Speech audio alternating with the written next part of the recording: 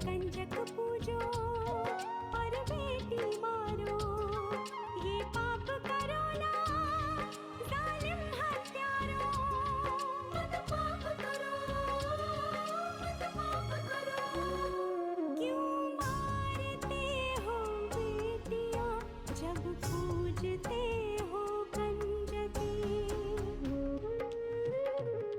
तुम्हें माँ ने जन्मा और दूध पिलाया, इस दूध का तुमने ये कर्ज चुकाया, ये कर्ज चुकाया। बेटी की हत्या का पाप कमाया। मत पाप करो, मत पाप करो। क्यों मारते हो बेटियां जब पूजते हो कंजकी। मेरी बेटिया स्वर्ग अधूरा।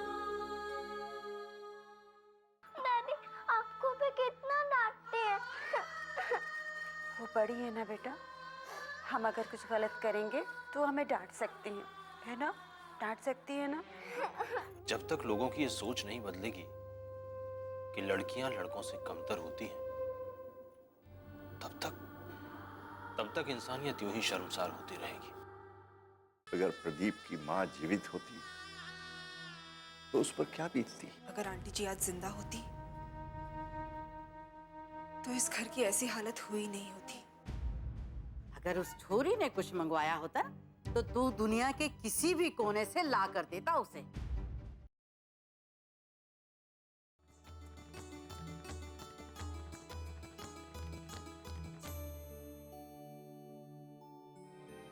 वो आज एकादशी है ना, तो माँ भगवान को चढ़ाने के लिए प्रसाद लाई थी।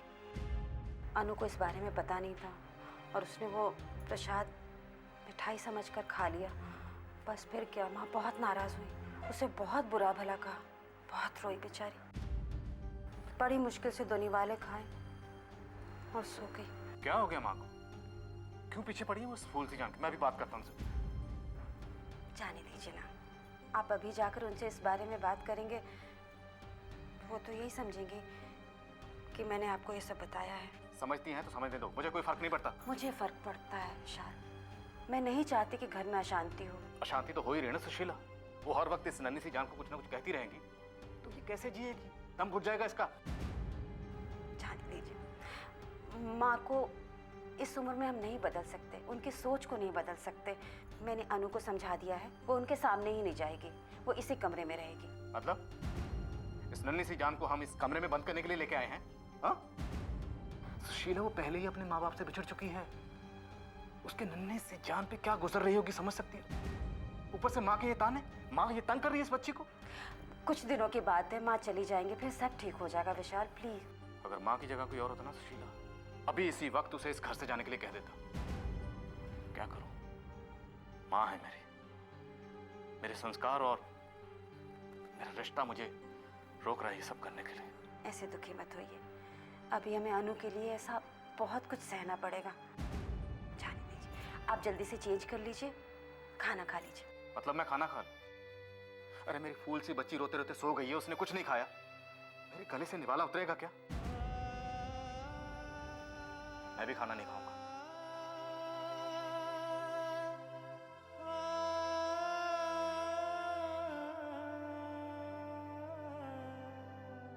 मुझे माफ कर देना मेरे बच्चे, तुझे फूलों की तरह रखने का वादा किया था मैंने, लेकिन भूल गया था कि फूलों के साथ कांटे भी होते हैं।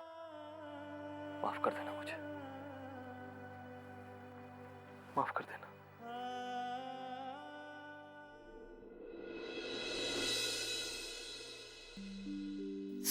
ओह, आराम से फूलवती, बहुत दर्द है मेरे पैरों में। दर्द तो होगा ठकुराइन, माता जी के मंदिर में 200 सीढ़ियां हैं। आपको क्या जरूरत थी वहां जाने की? इतनी चढ़ाई चढ़ेंगी तो दर्द तो होगा ना।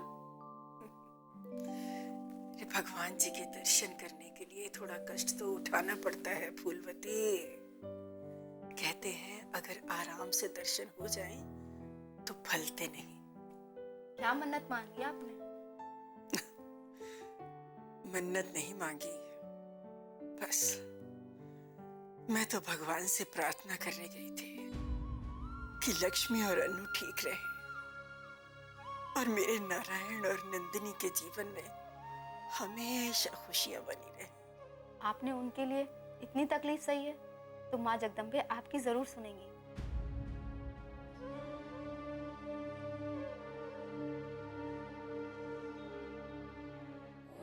बहुत दर्द हो रहा है पैरों में लक्ष्मी। तो मैंने आपसे कहा भी था माँ जी कि आप मंदिर मत आइए, वहाँ बहुत सारी सीढ़ियाँ हैं, लेकिन आपने मेरी एक नहीं सुनी ना। पर बेटा तुझे अकेले कैसे जाने देती मैं? किसी को तो साथ में होना चाहिए था ना। कोई बात नहीं, मैं इसमें तेल लगा देती हूँ, उससे आपको थोड़ी सी राहत मिल जाएगी। अरे नहीं, तू तेल रहने दे लक्ष्मी, छोड़, मैं सो जाऊंगी, सुबह तक ठीक हो जाएगा। माँ जी ये जड़ी बूटियों वाला तेल है, इसे लगाऊंगी ना तो आपको बहुत जल्दी आराम मिल जाएगा। देखिए तो कैसा लग रहा है आपको?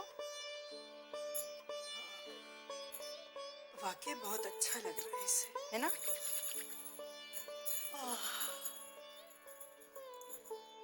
भगवान तेरे जैसी बहू सबको दे। कितना ख्याल रखती है मेरा, तुझे जीवन की हर खुशी दे। अगले वर्ष तेरी गोद में बेटा ही खेले। जीती रहे, जीती रहे।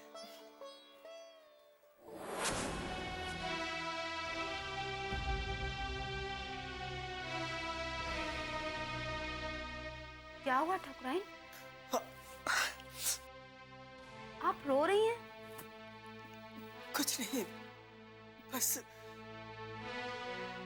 लक्ष्मी की याद आ गई थी। उस बेचारी ने यहाँ बहुत दुख सहे है। हे माता रानी, अब मेरी लक्ष्मी के जीवन में सुख ही सुख भर देना, सुख ही सुख भर देना।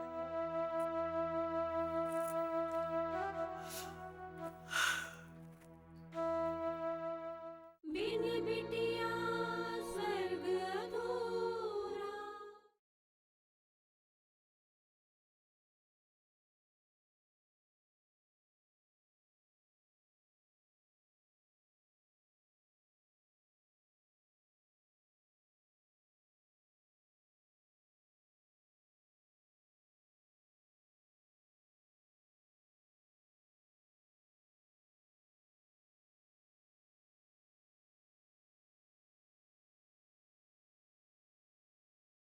बिन बिटिया स्वर्ग अधूरा।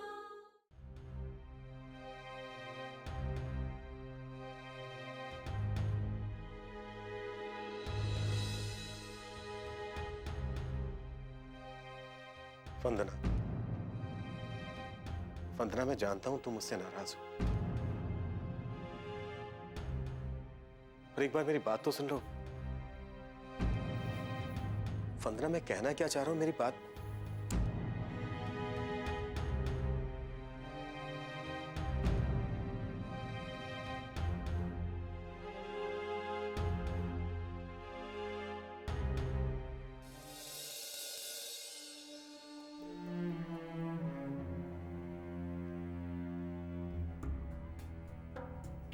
थैंक गॉड कोई नहीं है।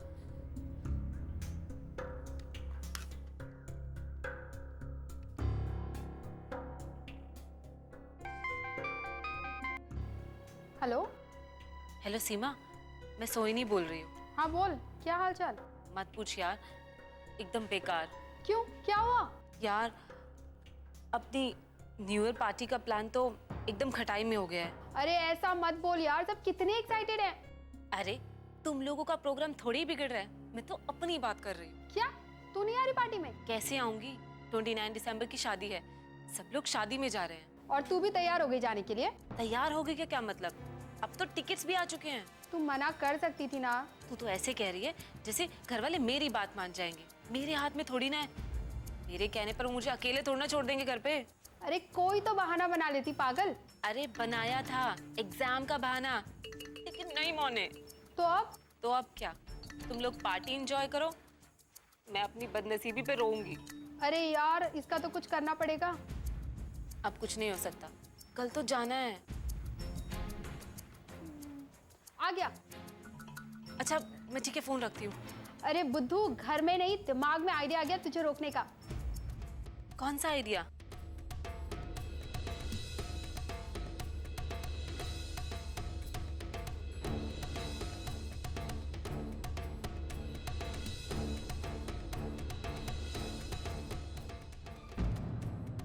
और अगर किसी को पता चल गया तो?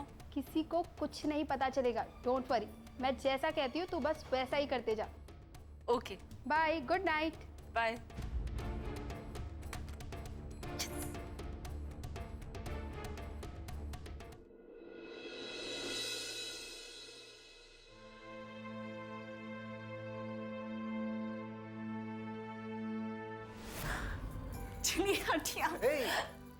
ऐसे नहीं चलेगा, रिश्वत तो आपको देनी पड़ेगी। नहीं, कभी नहीं। कभी नहीं? कभी नहीं। नहीं नहीं नहीं नहीं, नहीं कभी नहीं। नहीं कभी नहीं। क्या? छोड़िए मुझे, क्या कर रहे हैं आप?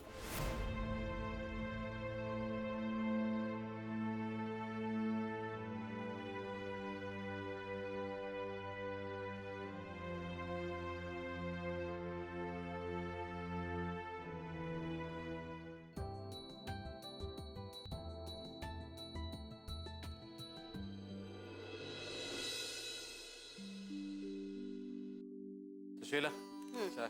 ला रही।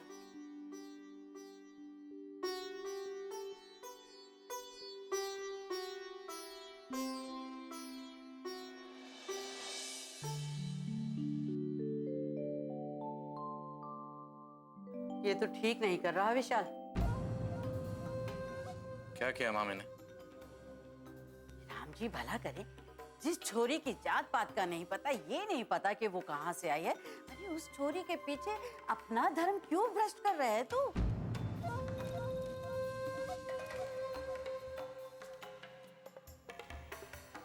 माँ, इंसानियत से बड़ा कोई धर्म नहीं होता। खुद भगवान राम ये मानते थे। दिन की दिन रात आप पूजा करती हैं। देख, अपनी गलती सही ठहराने के लिए उनका नाम मत ले तू। सच ही तो कह रहा हूँ माँ। वो भगवान राम ही थे ना जिन्होंने शबरी के जूठे बेर खाए थे। वो भगवान राम ही थे ना जो केवट की नाव पर बैठ के नदी पार कर पाए थे। जब भगवान होकर उन्होंने जात पात का परहेज नहीं किया तो आप क्यों करती हैं?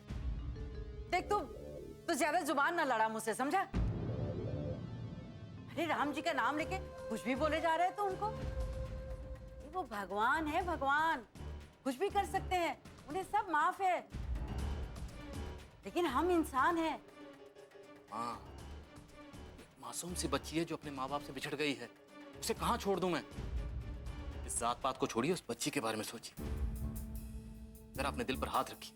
हमें समाज के कानून मानने पड़ते हैं। जो नहीं मानता उसे समाज नहीं मानता और उसे भगवान भी नहीं पूछते। ये जो दिन रात आप रामचरितमानस रामायण पढ़ती रहती है ना, रहने दीजिए, छोड़ दीजिए ये सब।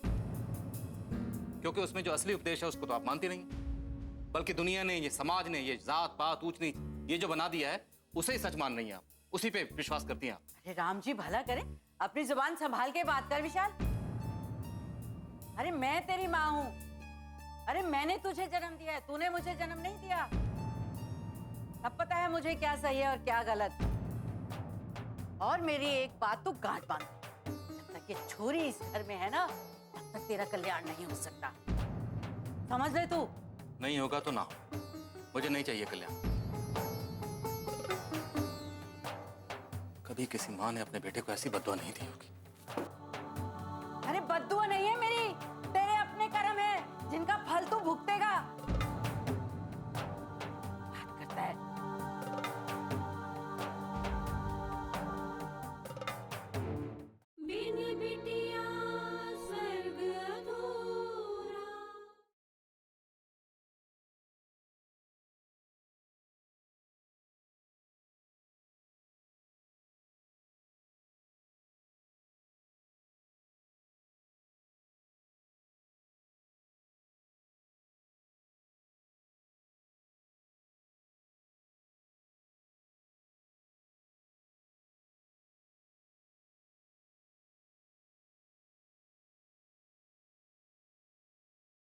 बिन बिटिया स्वर्ग अधूरा।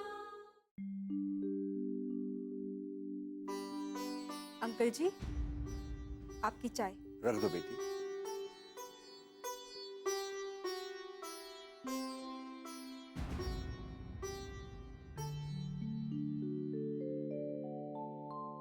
क्या बात है अंकल जी, आप परेशान से लग रहे हैं। हाँ, ऐसी खबर पढ़कर मैं परेशान हो जाता हूँ बेटी। क्यों अंकल जी, ऐसा क्या लिखा है अखबार में? आज फिर भ्रूण हत्या की खबर छपी है। हर दूसरे हफ्ते ये खबर छपती रहती है। मालूम नहीं क्या हो गया है लोगों को, वो बिटिया को जन्म ही नहीं देना चाहते। अनपढ़ लोग ऐसा करें तो उन पर तरस आता है, लेकिन पढ़े लिखे लोग ऐसा करने लगे तो उन पर तरस नहीं आता, बल्कि उनसे घृणा होती है। न जाने कैसे समाज में रह रहे हैं हम लोग, जहां एक अजन्मी बच्ची को मारने का घिनौना काम होता है। और जो लोग भी ऐसा काम कर रहे हैं ना अंकल जी, वो ये नहीं जानते कि आगे चलकर इस पाप की उन्हें कितनी बड़ी कीमत चुकानी होगी। पापा। बोलो बेटा। नहीं, ये न्यूज़पेपर लेने आया था। अगर आप पढ़ रहे हैं तो कोई बात नहीं, मैं बाद में पढ़ लूंगा। नहीं नहीं नहीं, ये लो। और वैसे भी आजकल अखबारों में छपता क्या है? यही चोरी, चकारी, मार काट, बलात्कार, हत्या। लो। क्या हुआ बेटा, और कुछ चाहिए तुम्हें? हाँ नहीं, वो पापा कुछ कहना था आपसे। मैं जानता हूं बेटा, तुमने मुझसे वादा किया था, फिर भी शराब पी, इसलिए तुम अपने आप से नजरें नहीं मिला पा रहे हो और मुझसे माफी मांगना चाहते हो। देखो बेटा, शराब न पीने का वादा मुझसे कितनी भी बार कर लो, लेकिन उससे कुछ नहीं होगा। बात तो तब है जब शराब न पीने का वादा तुम अपने आप से करो और उसे निभाओ, तब तुम्हारे कदम शराब खाने की तरफ कभी नहीं बढ़ेंगे। पापा। देखो बेटा, मैं तुमसे नाराज नहीं हूं, लेकिन मेरी चिंता यह है कि अब भी अगर तुम नहीं समझे तो बहुत देर हो जाएगी।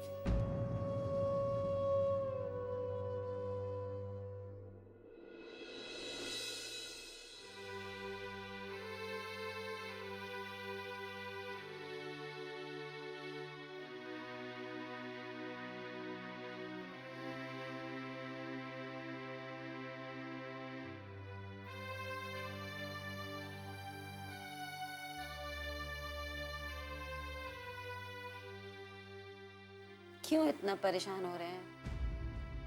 माँ, कब तक अनु के साथ यूं पराया जैसा व्यवहार करती रहेंगी? आपने समझा कर देख लिया ना, पता चल गया वो नहीं समझ सकती। लेकिन इस तरह जात पात की आड़ में उस मासूम को कुछ भी कहना कहाँ तक उचित है? आप बेकार में इतना कुछ सोच रहे हैं, और उनसे इतनी बहस करने की क्या जरूरत थी आपको? क्या करूं? वो जिस तरह से अनु के बारे में बोल रही थी, मुझसे सहन नहीं हो रहा था। देखिए, सहन तो मुझसे भी नहीं होता, लेकिन मैं कंट्रोल करती हूँ ना। माँ जी थोड़ी दिनों के लिए आई हैं, कुछ दिनों में चली जाएंगी, फिर क्यों उनसे बुरा बोलकर आप अपना मन खराब करते हैं? कब समझेंगी माँ? कब अपने पुराने ख्यालों को छोड़ेंगी? बच्चों का कोई मजहब नहीं होता, उन्हें किसी जात पात धर्म किसी से कुछ लेना देना नहीं होता।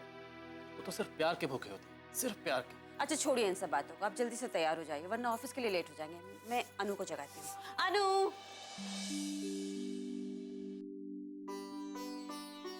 अनु जा बच्चा। Good morning. क्या बात है, एक आवाज में उठती है मेरी रानी बेटी। गुड मॉर्निंग, जल्दी से तैयार हो जा, स्कूल जाना।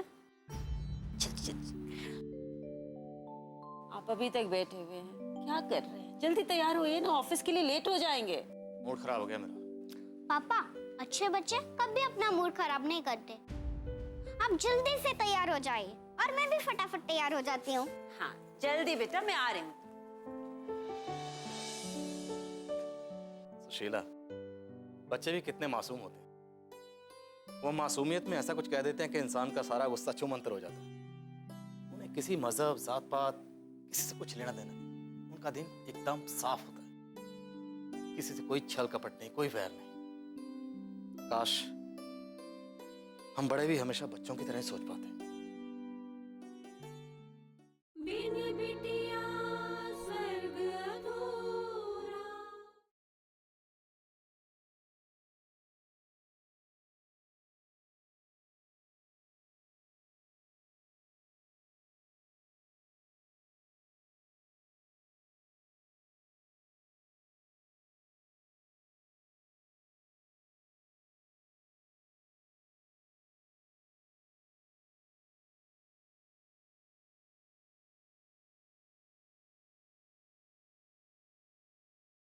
बिन बिटिया स्वर्ग अधूरा। अश्विन तुम्हारे लिए कुछ लाऊं? नहीं नहीं भाभी। और सोहिनी तुम्हें? नहीं भाभी। भाभी विराज कहाँ है?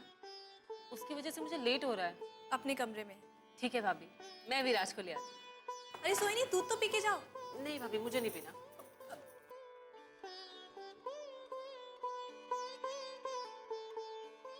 भाभी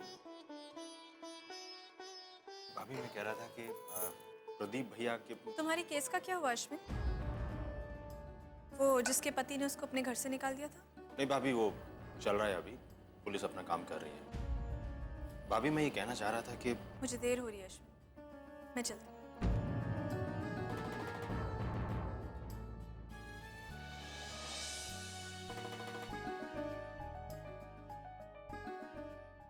भाभी तो प्रदीप भैया के बारे में बात तक नहीं करना चाहती।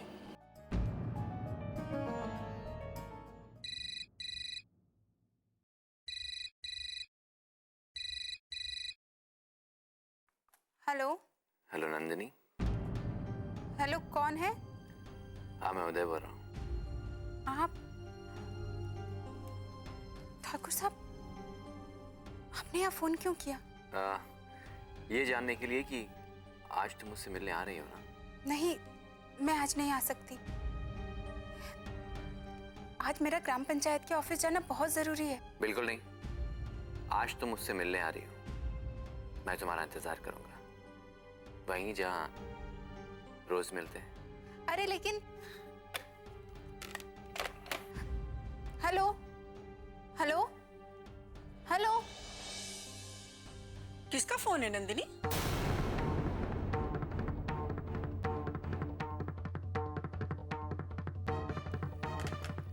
किसका फोन था नंदिनी?